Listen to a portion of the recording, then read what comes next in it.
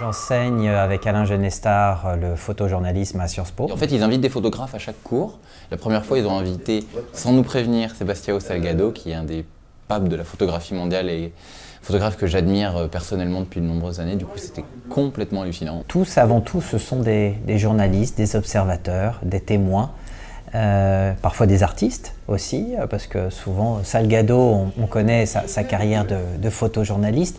Mais aujourd'hui, il est rentré, et avec ses derniers travaux comme Genesis, il a dépassé ça, il a une autre vision, une autre approche et il s'intéresse beaucoup à la beauté. Pour moi, il va au-delà de juste venir clic-clac et puis on s'en va, quoi. Donc, c'est de la photographie que j'aime et c'est de la photographie que j'aimerais faire. On donne envie par l'exemple, c'est ce que l'on souhaite. Il nous parle de photographie à travers les œuvres et les travaux des photographes invités. Au-delà de leur travail, parler de leur carrière, de leur vie de photographe. Et je crois que toute notre classe de l'école de journalisme, on est hyper curieux là-dessus.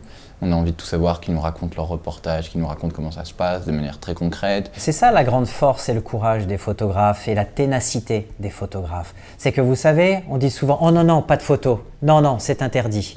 Ils gênent, ils perturbent, on ne veut pas leur présence. Il faut parler aux gens, il faut établir un contact, une relation qui fait que à un moment, ils vont pouvoir avoir la confiance. Notre métier en tant que journaliste est d'aller à la rencontre des autres, d'aller à la découverte, d'aller voir. On n'a pas le même rapport avec quelqu'un quand on fait des photos de la personne, parce que pour moi, c'est très...